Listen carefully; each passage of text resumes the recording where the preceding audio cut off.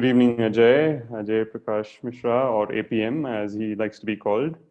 Ladies and gentlemen, my guest today is, like I mentioned, APM Ajay Prakash Mishra, and he is currently the Director of Corporate Training and Communication at KOAK Education, which is Knowledge of All Knowledges. That's the sort of the full form of the acronym KOAK Education.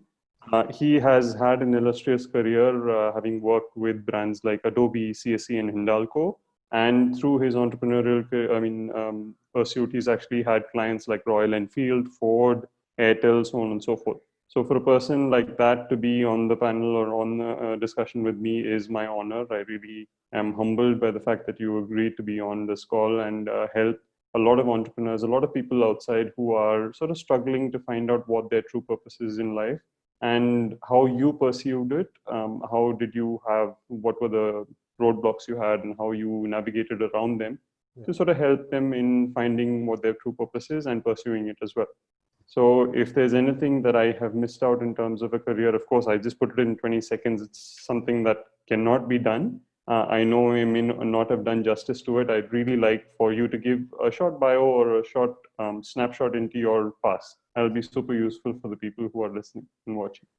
No, I'm so thankful to you, Siddharth, that you gave this opportunity to me. And first of all, you are doing such a noble thing. I think a lot of people like me and probably like you who would have struggled to take that plunge and move that transition, right? Take the transition from one stream to another. I think this will probably, whatever way we can help them out, that is our, I think, combined approach, which we're trying to achieve through this. And you have nicely covered. And I think it's, I would say more than the career, what we are doing right now, it is, that is more important. Okay, so the only one thing is that the company, we would like to call it as a KOAK Education. So we pronounce it as KOAK Education. Yeah. Okay. Sorry, pardon my pronunciation for that. No problem with that, yeah. Cool.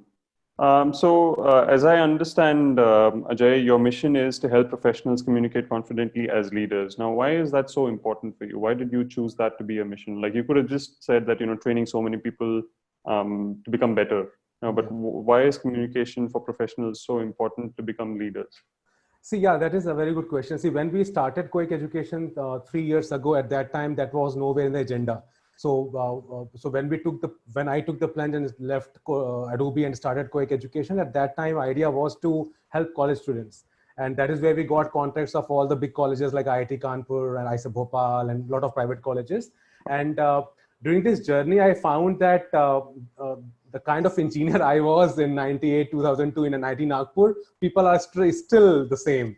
Okay, they are still struggling with the same kind of mindset. Also with most of the people struggle with communication. It's not only about English. Whatever they speak, they're not able to put their thoughts in words properly. Okay, and one more reason, I think the very important reason is that I did my schooling in Hindi medium completely in UP. And when I took admission in IIT Nagpur, and I struggled a lot initially for the few months or a year, probably I had a little bit more resilience than other students, so I could really come out well from the college. Otherwise, I saw many people, many students with me or senior, junior to me, they struggled. So this is one more reason. And combining these two with the thought of going ahead with this offering. And KOAK Education, we have more other trainers for many other streams of soft skills. But I personally felt that though I am able to give training on leadership, on negotiation and everything, but I found that probably this is one stream where I am able to really do justice and could show results to the students and professionals like in great extent. That's why we positioned this. And see, importance of communication is not hidden. Okay, people break their relationship because of poor communication. They don't grow in their career because of poor communication. So I think it's one thing which can be really fixed. Why not to fix it? Absolutely. I mean, there's no question about it. Having come from a tier 2, tier 3 city, to be honest, I've understood. I was lucky enough to be born in a family which, had given importance to speaking, reading, talking, so on and so forth. And lucky enough to be in schools where English was the medium of communication. And so I've been able to pick it up properly. But I've seen when I moved to a tier 3 city from when I was in the 10th standard, I actually joined a state board school in a small town in Tamil Nadu. And I saw so many students struggle because they come from even smaller villages, from Tamil medium or local regional medium schools to an English medium school. And from there, 1 or 2 years of English doesn't really suffice. And then they go to college and they struggle so much after that when it's everything in English. There's not a single sentence spoken in the regional language, and they are lost. They're literally lost. They're brilliant engineers, but just become so, go into a shell because of the language barriers. And that's something that was disheartening, to be honest. And I tried to help in as many ways as possible by coaching them during classes and outside class as well, and giving them sort of pep talks every now and then whenever I saw them feeling low. Luckily, I had a mentor who was equally passionate, if not 10 times more passionate about helping students, that he went on to set up his own institute in the same town. And he's helping a lot of students, both in India and outside, in sort of getting the right exposure towards communication skills. And that's something that I really appreciate people like yourself doing. Awesome. So my next question, what is it that drove a 9-year-old boy to teach a neighbor who was 56 years old, and understanding the fact that he had some issues? I don't know if it was something that he approached you and asked you, can you help me with this? I don't think that would have been the case, but if that were the case, then please let us know. What drove you as a 9-year-old to help this person in getting him to a better state? See, nothing is very overtly clear in my head exactly what happened during that phase of time, right? But what, sure. I remember quite categorically teaching him. I remembered he coming and gifting me flowers from his factory. He used to work in a factory, okay? So he was a worker there. And he used to live near our house, and he was a quite frequent visitor for a cup of tea, like it used to happen those days. So, and he used to see me studying and all that. So my mother tells me that once he asked me something that, how do you read so fast in English and Sanskrit and Hindi? So I told him it's very easy, just you combine the letters and do that. So he just asked, can you teach me this? And I started teaching him whatever I was learning. Probably I was in 4th or 5th at that time. And I started taking him through all the lessons. And my mother tells me that I was very strict while teaching him. And so if I'm giving some task to him and if he's not fulfilling, I used to ask him, you'll have to sit in front of me and do it in front of me, then only you will go, like that. So I think probably he was 56 and he appreciated that. And I continuously for 2 months he was with me. And then we used to call that mohalla, right? The people, the street where there were a lot of houses. Yeah. The whole mohalla started appreciating me, and many people started calling me Master Ji after that. And, at 9 years. At 9 years. And I used to call him Baba, and Baba started calling me Matarji. So he was like little, so I still remember that. So I don't know, Siddharth, actually what happened, but probably that was God's wish that I should teach him. And that was the first time I realized that I love teaching. And after that, I started teaching my niece, my nephew, and everybody that went on like that. Nice, nice. So it was inculcated at a very young age.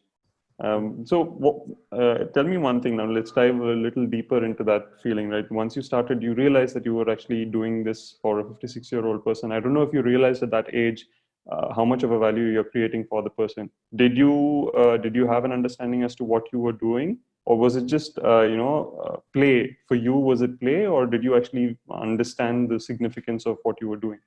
So I'm really liking your question, Siddharth. It's too deep, right? It's very nice.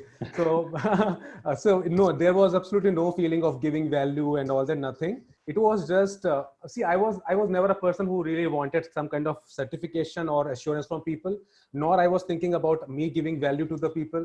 It was just that I was enjoying that teaching him, and somehow he calling me Mataji from some other name which used to call me before. He used to call me Ajju, okay? And then suddenly from Ajju to Mataji, and that was a very good feeling. And I saw a smile on my mother's face also. That used to give me really good feeling. And that's it. And I think I very clearly remember after 2 months, one of known person in the same mohalla, he came and he just asked me that, now can Babaji read that sentence, whatever given in your book? I said, yeah, he can read that. And then he randomly opened one page in English, okay? And English was a big thing at that time. And he started reading, like, though in a little shaky manner, but he was reading and in broken pieces. And then everybody was awestruck. And that is something which gave me a lot of satisfaction. That is what I remember. After that, I never tried to bring more people and try to teach them. It never happened. It used to come in bits and pieces. So you're absolutely right. That feeling was not there that I'm creating some value or something like that. No, so the reason why I asked that, Ajay, is as children, we don't really associate what we do with the outcome. We just do it because we feel good. And I think we lose that, over a period of time. We're always driven towards value-driven tasks that we tend to do, right? Yeah. We always think of the outcome. Okay, ये करेंगे तो ये मिलेगा, वरना नहीं करेंगे. Correct. क्यों करूँ? And And that's something that, and for you at that point in time, you were a child and you were feeling what you just mentioned was so significant that you saw your mother smile and feel happy that you were doing something. And you sort of felt a sense of satisfaction as well. And lo and behold, that's become your career now after a few years. That's right. Maybe a few years down the line, but that's actually become your lifeline. That's something that's become your passion, and you're pursuing it full time. And I wanted this to come out because I want people to actually look back at their history and understand that there must have been something that they did when they were children that made them feel absolutely blissful, and that time passed away like in a very short amount of time. But they've done so much. Yes. Right? Maybe that was their calling, and they should look back at their history and find out what it is if they're feeling lost. Yeah. Right? So that was the reason why.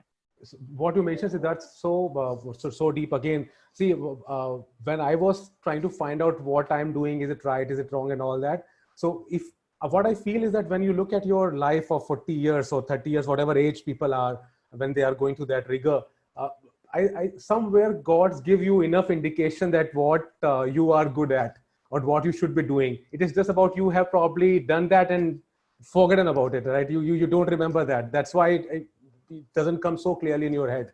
If you try to go back and think, remove leaf by leaf, you get to see exactly what you used to enjoy a lot in your life. So I also took more than 16 years to realize that this is going to be my career. Okay, so I kept doing it on and off as a visiting faculty and whatnot, but to make it full-time career, I took 15, 16 years. Okay. So that's a very important point that you noted, right? You did visit it every now and then because it was something that gave you sort of satisfaction. Even if it wasn't full time, you always revisited it and did it on the side. Yeah. And must have been those instances where you pursued it on the part time, on the side, that led you to taking it up full time. Yes. What people tend to do is just ignore it because it doesn't pay. Yeah. Right? Yeah. Who would have thought that in a country like Russia, tennis is going to be big? There was one person who did it, and then now it's become a lifeline for Russian girls. Yes. They're moving to the United States just to pursue the sport. That, yes. Right? And it wasn't big in that country, but someone actually made it big. The same way anyone could actually make anything big if they pursue it full time with the kind of enthusiasm that you put in that particular line. So next question, like you just touched upon it as to how God or the universe actually gives you subtle or big messages. So the other person I was speaking to, Shrikant Iyengar, about a couple of days back, he said that there are two ways in which the universe teaches you, God, universe, energy, whatever you want to call it. Two ways that this entity will teach you that this is your calling. Either it will be subtle messages that are every now and then coming in your back and saying that, this is what it is, this is what it is. Mm-hmm. Or it will be a slap on your back and say, ki boss, yahi hai tumhara, pursue karna hai karo, warna you're going to go to dust. Correct. So, and then for me, according to me, it's everything in between as well. It could be a little bit of this, it will be a little bit of that, or everything in between as well. So what was it for you? What was the sort of subtle message or a big loud bang that made you realize that this is something that I have done in the past, I felt good about it, and this is going to be what I'm going to do for the rest of my life? Yeah. So certainly it was neither of the extreme in my case as well, Siddharth. So it was something like this, that I had a quite satisfactory corporate career. It was never like that. I never enjoyed what I was doing. I was very happy in my career. It's just that I thought I have done enough of it. That was the feeling. Okay. So enough of client handling, enough of kind of a BD or sales profile.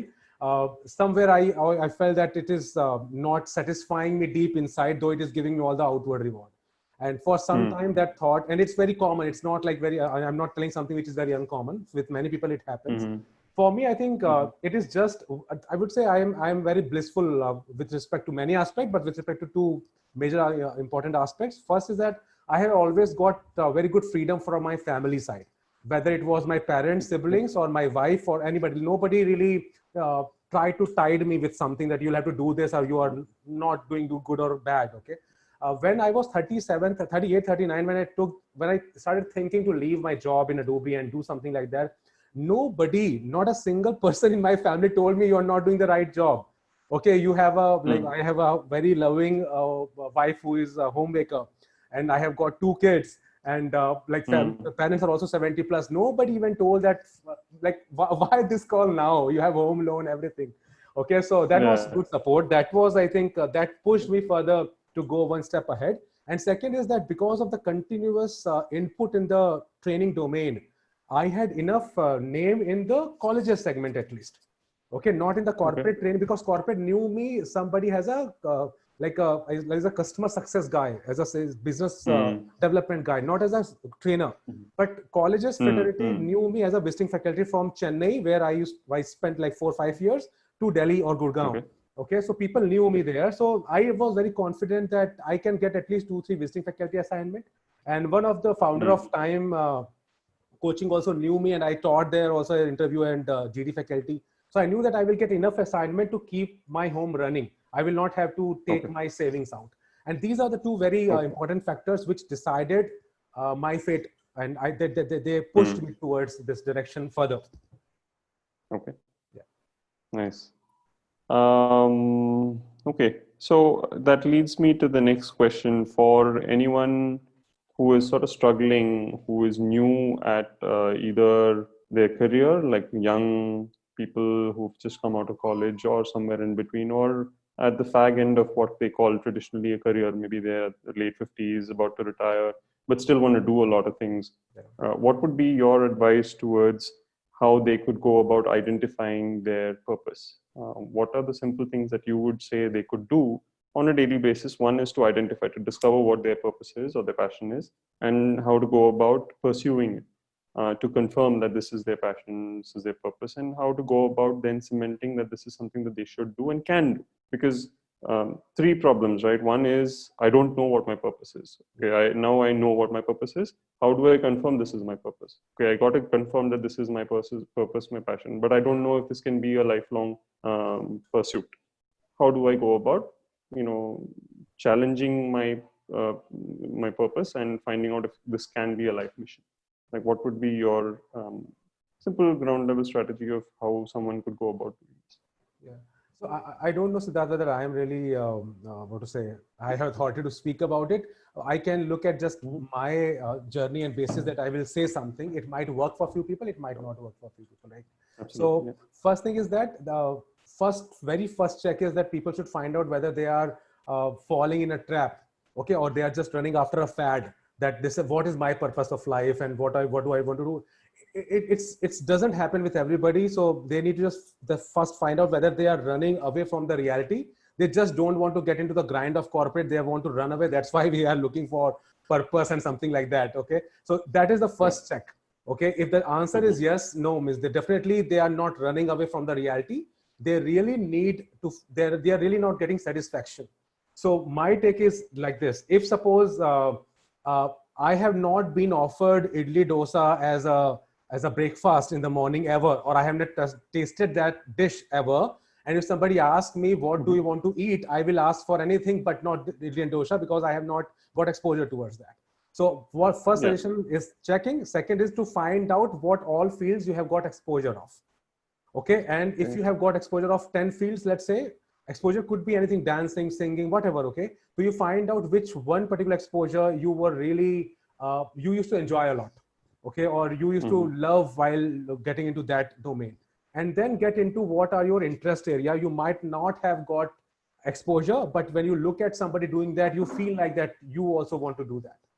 Okay. If you see somebody, what's it, dancing, you feel like you should also dance like him or her. That is your interest area. So you find out your exposure, you find out your interest area, and then see if something resonates with your what you want to do. Again, you need to put again a check whether it's just a dream. It is something like just you want to do it because you want to run away. And that is where you take a call. Okay, let me go ahead and just try it. Okay, I know many people say that you should not have a plan B and you should burn your boat and everything. All that kind of a philosophy is there. But still, I am of that kind of a person who always says that you should always check. Okay, there is, see, we call it emotional intelligence. You neither go by your completely driven by your emotions or not completely driven by logic. There's something mixed up which works. So let's say if I feel like I want to make my career in dancing, for example, I will give my heart and soul to it every day, 2 hours. Which is more than sufficient, 2 hours in a day, right? More than 10 hours in a week. If I keep giving it year, 2 year, 3 year, it will definitely lead me to a path. There will be ups and downs. Make sure that you don't leave in between because it is difficult. That's not the reason to leave it. You only leave it when you see, okay, it's not going the way you want. It's not giving you satisfaction. You find it boring. That's the reason to leave it. Okay, not difficult. So that's where you take a call. Okay, now this is it. Now it's the time to leave everything else and full-fledged get into this domain. That's how you go for it. So I will just repeat it. First is the check. Second is exposure, interest. Find out one field, again check, and then get into it. And slowly you build your path. And the nature has built everything slowly. Okay, so that is the. Okay, so in Hindi also there's a song "Hole Hole Se Hawa Chalti Hai," right? So that's everything happens slowly. Whatever happens fast, it's definitely going to crash. Agree. Cool. That was nice and very interesting take on how to go about identifying and then pursuing your particular passion or purpose, whatever it is that they call it. Lastly, but not least, who have been the sort of the personalities that have impressioned you, who sort of influenced you, and what have you taken from them per se? Yeah. I will not say one personality completely. I want to imbibe or model him or her. There are multiple aspects. So one teacher who identified that I have got a personality who can debate. Though I used to debate in Hindi at that time when I was in standard 8th or somewhere. So he identified me. So I still give a lot of respect to him, Mr. Sahu. So wherever he is right now. So he identified and that changed my life. So I still try to copy his way of working to identify what is good in which human being or what he or she can do best. So I would try to model him in that aspect. When I look at my father, I look at his hardworking nature. I try to just copy that. And lots of things, I don't know, sometimes these personalities became debatable nowadays, though I really respect them a lot. When I look at Narayan Murthy sir or Azim Hassan Premji, I belong to that 2002 generation of engineers, right? So whenever I see them, I see that, look at these guys, they don't have that typical startup, flashy, outlook of life. Okay, that is whatever I want to do, I just want to do their way. Look at Sudha Murthy, like there's such a damn good personalities. I don't know like how they made themselves like that. Okay, even if I could get 1% of that is, I would be really happy. So if I combine all these mixture, Mr. Sahu's way of finding out the talent and nurturing it, my father's hard work and the outlook towards life and towards business of Mr. Premji and Narayan Murthy, I think that is the perfect me, probably I would say. Okay, interesting.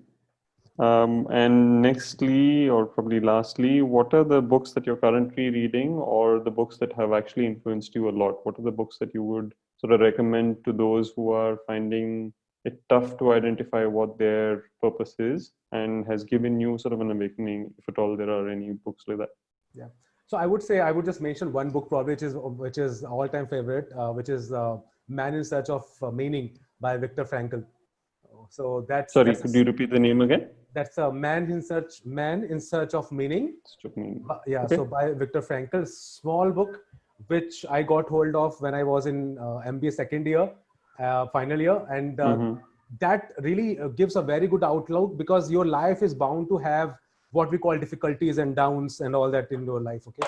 So that books give a very good lens to look at that phase, and it makes you traverse through that phase so easily.